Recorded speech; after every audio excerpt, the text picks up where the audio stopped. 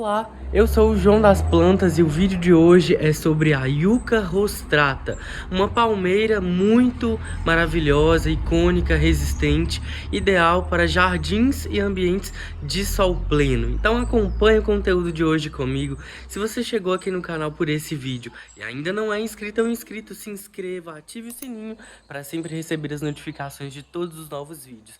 Me conta o que você achou desse conteúdo de hoje, se você já conhecia e gostou dessa planta, curta o vídeo, compartilhe com outras pessoas e agora vem comigo. Essa aqui é a Yucca rostrata, uma planta muito ornamental, muito decorativa, que eu vou te mostrar agora em detalhes e contar um pouco mais sobre as principais características dela. Essa não é uma planta muito comum, muito popular, não é tão fácil de ver ela também, tanto sendo comercializada, mas também nos jardins em geral. Ela não é tão comum, mas é uma planta que vem sendo mais utilizada nos últimos tempos e isso também faz com que aumente a procura por ela e também aumente a comercialização.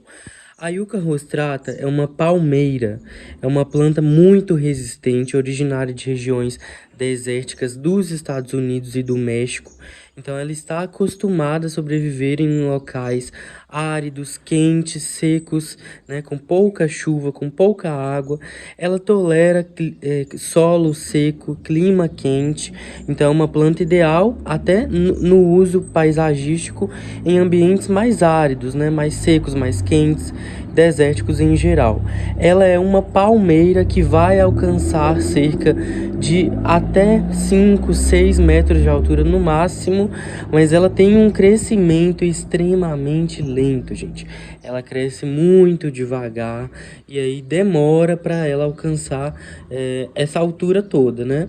Mas ela é para locais de sol pleno, então ela precisa, né, realmente de muito sol, porque senão ela não vai crescer, não vai ficar bonita e não vai ficar saudável também. É uma planta pertencente à família Asparagaceae, assim como os agaves, as dracenas e também os próprios aspargos, né? Então ela é muito resistente também. E o nome dela se refere a essas folhagens aqui, ó. As folhas dela são compridas assim, pontiagudas, olha só, inclusive tem que ter atenção onde você vai colocar essa planta, porque as pontinhas dela aqui, ó, são realmente como se fossem um espinho. Então elas podem sim machucar, tá? Tem que ter cuidado onde você vai colocar essa planta. Em geral, essas folhas dela podem alcançar até 60 centímetros de comprimento, né? Então elas vão ficando assim mais compridas, não passa muito disso, né? E ela tem esse formato, ó, que parece uma esfera, né? Um porco-espinho, se a gente olha em determinados ângulos assim. É muito bonito, olha só. Além disso, ela tem essa coloração de verde azulado ou acinzentado, muito bonito. Esse é um dos principais atrativos dessa planta. Agora, um outro detalhe dela que a torna muito bonita, especial e ornamental é o seu tronco, gente. O tronco dela é assim, né? É um tronco mais dilatado, né? Com uma espessura bem considerável. E as folhas mais antigas que vão secando ficam secas, formando como se fosse essa saia, né? E aí a gente pode cortar as folhas mais antigas que vão secando ou deixá-las. Aqui, por exemplo, eu venho cortando porque eu não quero que elas fiquem grandes, aí elas ficam curtinhas, tá vendo? Que embaixo tem umas até maiores.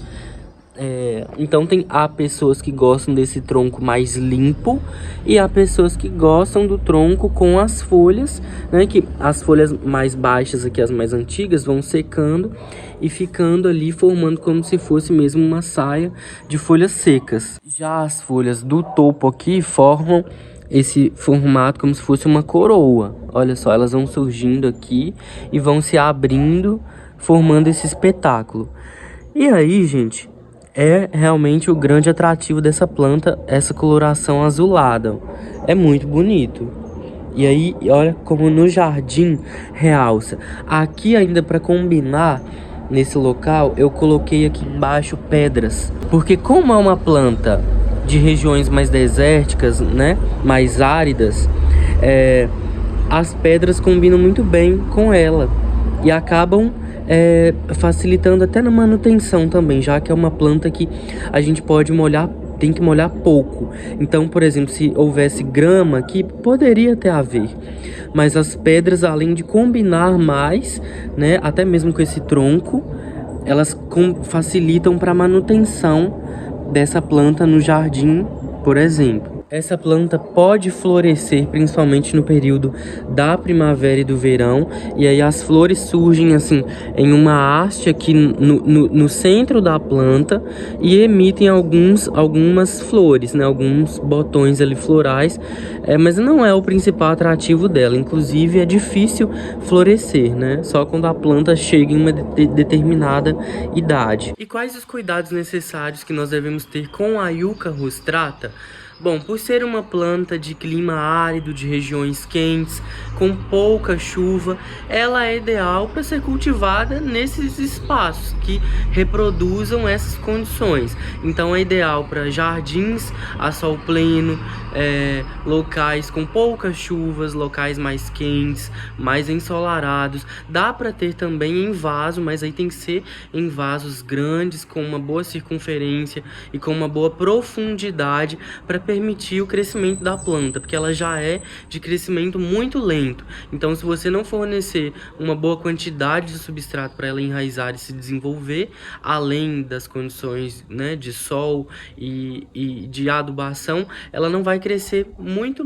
Então, aí ela vai ficar mais lenta ainda para se desenvolver. Então, em vaso é importante fornecer um tamanho de vaso bem grande. No chão ela já vai ter um crescimento mais expressivo, mais rápido, mas ainda assim ela cresce bem devagarinho.